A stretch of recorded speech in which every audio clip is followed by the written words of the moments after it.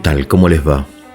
Esta fábula se llama La hoja de afeitar y trata de la conducta muchas veces absurda, irracional, sin sentido, que tenemos los hombres, a diferencia de los otros seres vivos, fundamentalmente de los animales, que todo lo que hacen lo hacen con un propósito determinado y tratan al menos de hacerlo bien. En cambio nosotros obramos en forma irracional. Es el tema este del absurdo que no terminamos de comprender. ¿Por qué? ¿Por qué elegimos el mal o elegimos el daño en lugar del bien y el beneficio, ¿no? Así, por ejemplo, si tenemos dos médicos, uno nos dice que está todo bien, está bárbaro, que no, en fin, y el otro nos llama la atención, nos pone a dieta, nos manda al gimnasio, ¿no? De repente elegimos el primero, sabiendo que en definitiva el que nos hace bien es el segundo, ¿no? El que realmente se preocupa por nosotros, aunque pueda ser incómodo, molesto, ¿no? En definitiva, el tema es que elegimos muchas veces lo placentero, lo agradable, y no lo útil, lo bueno, ¿no?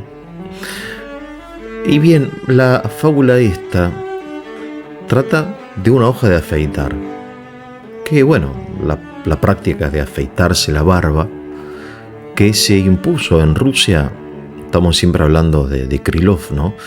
A partir fundamentalmente del siglo XVIII, cuando Rusia se orienta hacia Europa occidental, y entonces ven como los franceses, ¿no? Que era como el top, ¿no? de la civilización, se afeitaban, ¿no? Porque en la Edad Media, en épocas antiguas, mejor dicho, anteriores, los hombres se dejaban la barba, ¿no? Aún hoy, en la Rusia moderna, la mayoría de los hombres se afeita, pero el clero, los sacerdotes, llevan barba. Es como algo que los distingue. Tal es así que algunos, en esta polémica entre ortodoxos y católicos de siglos anteriores, algunos decían, bueno, los latinos, vale decir los católicos romanos, se afeitan, ¿no? Como criticándolos. En cambio, los ortodoxos se dejan la barba, ¿no? Ya que el Hijo de Dios, al venir al mundo, Jesús, llevaba barba, ¿no? Entonces, ¿qué duda cabe?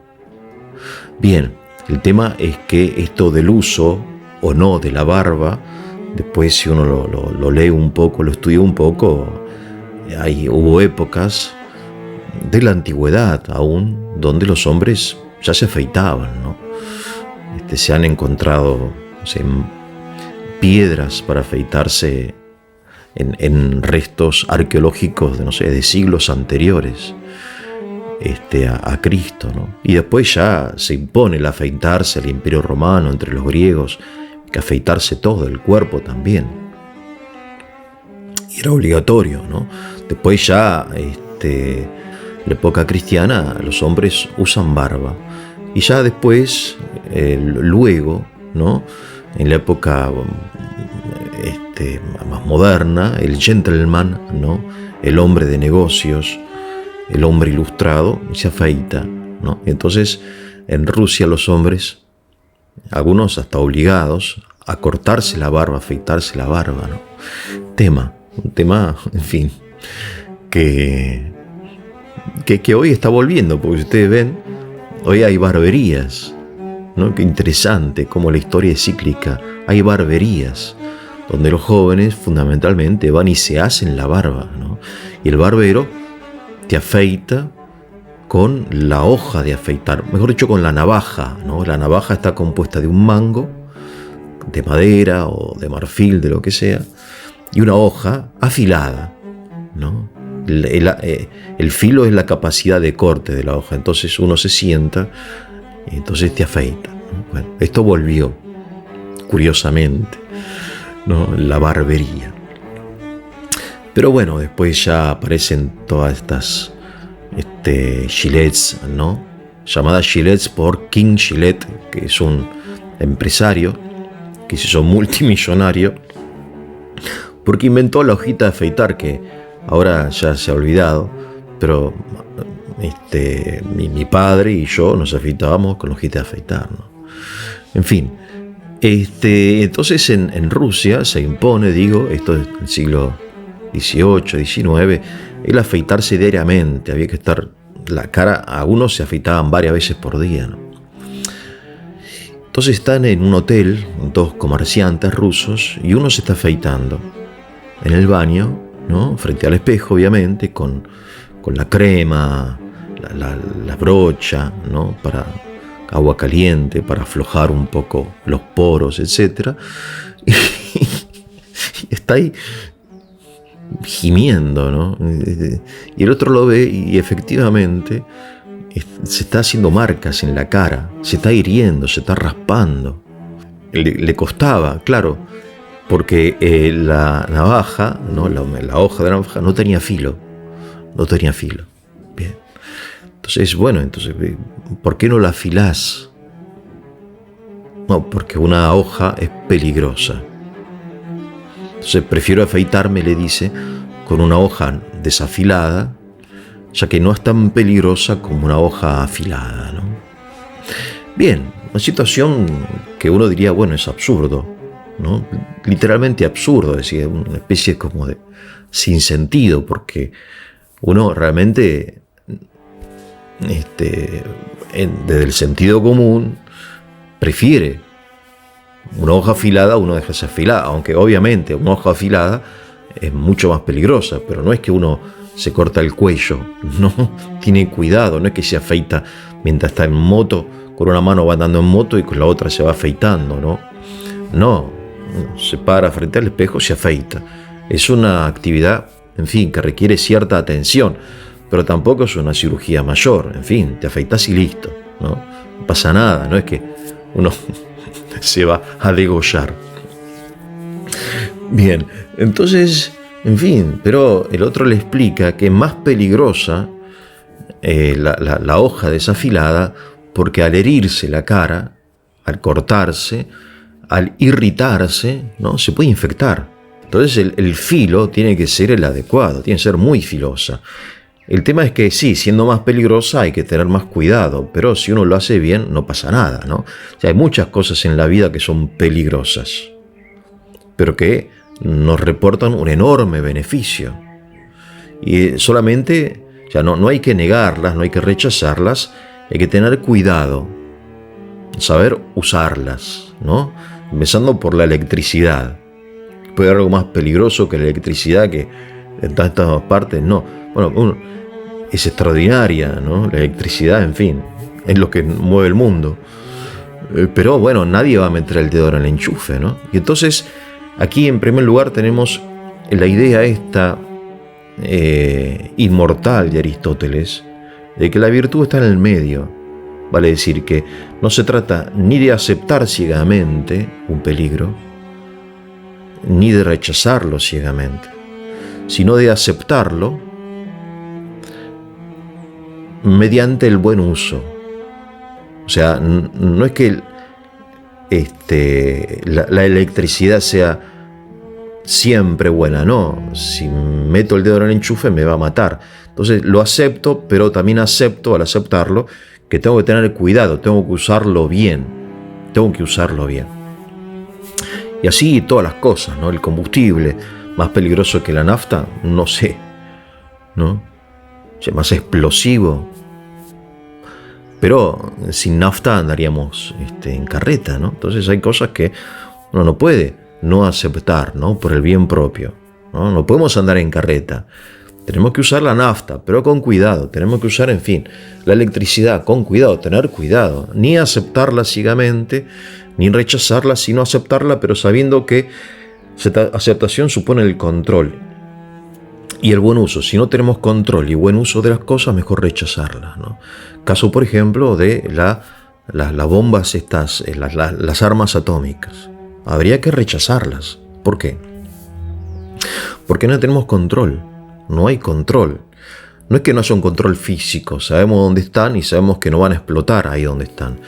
Pero no tenemos el control político. Vale decir que puede subir un Putin, no porque sea ruso, sino porque puede ser de cualquier parte del mundo, o de Corea del Norte, o de Estados Unidos, o de, no sé, de Israel, o de Irán, un loco, un psicópata, un místico, ¿no? Un iluminado, que decide, en fin, iniciar una guerra atómica, ¿no? Entonces, al no poder tener control de determinadas cosas, lo más prudente es rechazarlo, ¿no? Por ejemplo, si se llega a demostrar que la pandemia fue producto de un virus que se escapó de un laboratorio, que es una tesis, ¿no?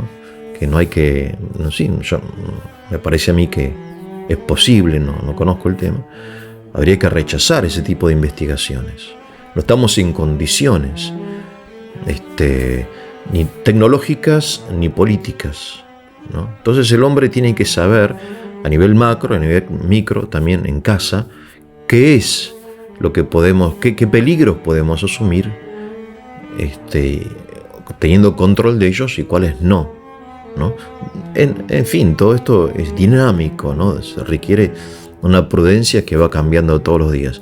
Pero no, en fin, este hombre que se está afeitando por temor a cortarse, no sé, el cuello, se está afeitando con una hoja que no tiene filo, es absurdo, ¿no?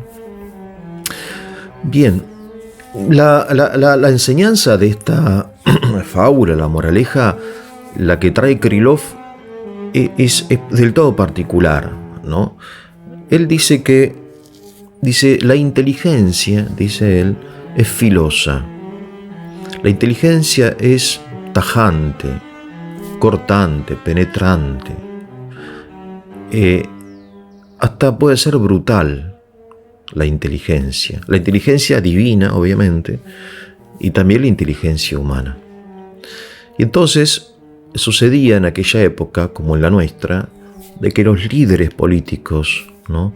Y aquí Krylov aparentemente, según los comentadores, está apuntando contra Alejandro I, el zar de su época, ¿no? Que se rodeaba de chupamedias. En Argentina lo llamamos chupamedias. A las personas que rodean al poder y están siempre sosteniéndolo, halagándolo. Las personas obsecuentes, chupamedias, los trepadores, ¿no? Entonces sucede que los líderes, en lugar de rodearse de personas inteligentes que pueden criticarlo con su inteligencia, pueden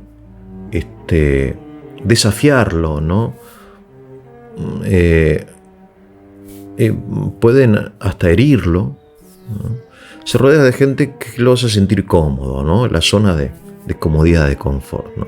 Como sucede, como le dije al inicio, con el médico, ¿no? Uno puede ir a un médico amigote, está todo bien, y sí, está todo bien, pero es más peligroso ese que el que te el que te llama la atención acerca de, por ejemplo, de que no haces actividad física, ¿no? Entonces, esta cualidad de la inteligencia o de las personas inteligentes es molesta, ¿no? Pero es útil, es peligrosa en este sentido, ¿no? Porque te mueve un poco el piso, pero te ayuda. En cambio, el obsecuente, el chupamedia, nada, está todo bien, ¿no? Y entonces los intendentes, los gobernadores, lamentablemente hay que decirlo también, los obispos, ¿no? Se reúnen de chupamedia, ¿no? Y monseñor, qué sé yo. Entonces la cosa no va bien, pero él ni se entera. Bien. Entonces, esto digo, Krylov apunta, probablemente, esto lo escribió en el año 1826 o 25. En el año 1825 hubo una situación histórica muy importante en Rusia, ¿no? que después se replicó en otras ciudades, en otros países, digo, que son los decembristas, decabristas se llama en ruso, ¿no? Fue un movimiento de oficiales, de aristócratas, que querían un gobierno constitucional, no la autocracia, no el absolutismo monárquico, sino una monarquía parlamentaria, una monarquía donde el rey no sea la ley, sino que la ley esté sobre el rey, ¿no? Que el rey sea el servidor de la ley y no al revés, ¿no? Y que haya un orden, haya derechos humanos, bueno, la influencia del liberalismo, ¿no? Inglés, una influencia que yo considero buena, ¿no? Hasta cierto punto buena, razonable, cristiana, ¿no? La libertad política, uno no es esclavo del rey, y la supresión del vasallaje, la supresión de la servidumbre, cuestiones progresistas, que diríamos, pero buenas, que después tarde o temprano se dieron, después de un siglo se dieron, ¿no? Entonces, estos decembristas organizan una revuelta en diciembre del año 1825, por eso se llama decembristas, ¿no? Porque nadie les hacía caso, eran, en fin, el gobierno el rey estaba como rodeado de gente conservadora, buena, pero poco inteligente, que no se daba cuenta que las cosas habían cambiado, que hay cosas que deben cambiar, hay cosas que no, pero hay cosas que sí, y eso lo descubre la inteligencia, ¿no? La sabiduría, qué conservar, qué suprimir, qué cambiar, ¿no? Entonces, para eso se requiere cierto filo, cierta agudeza, ¿no? Y eso es propio de la inteligencia, digo, en primer lugar, divina, porque en la carta a los Hebreos dice también el autor, ¿no? San Pablo, bueno, dice, la palabra de Dios es penetrante, es tajante, dice él, es cortante, o sea, duele, hasta puede llegar a ser brutal, ¿no? La palabra de Dios. Entonces, someterse a una operación espiritual, moral, política, para sanear el organismo social. Bueno, esto no lo hizo Alejandro I. Al contrario, los decabristas, bueno, hicieron muchas macanas, pero fueron exiliados a Siberia, ¿no? Pero que, según algunos comentadores, era como un grupo de personas que, bien usadas dentro de la ley o del orden básico, podrían haber sido de provecho para algunos cambios que se requerían en aquella época, ¿no? Que tarde o temprano vinieron, pero en forma sangrienta. Bien. Los decembristas son una historia que es muy interesante, y sobre todo porque al ser exiliados fueron acompañados la mayoría por sus mujeres, ¿no? Por eso son famosas las mujeres de los decabristas, ¿no? Como esposas fieles. Ir a Siberia era ir lejos, ¿no? Bien, entonces esto de la navaja afilada me parece que tiene muchas aplicaciones que ustedes sabrán encontrar mejor que yo, pero la idea es esta, ¿no? Y la imagen es esta, de que las cosas buenas son peligrosas, tienen un aspecto peligroso, un aspecto de riesgo, son punzantes, son filosas, como la inteligencia misma, ¿no? Y no hay que rechazarlas, y hay que saber usarlas para nuestro bien. Bien, que tengan un muy buen día.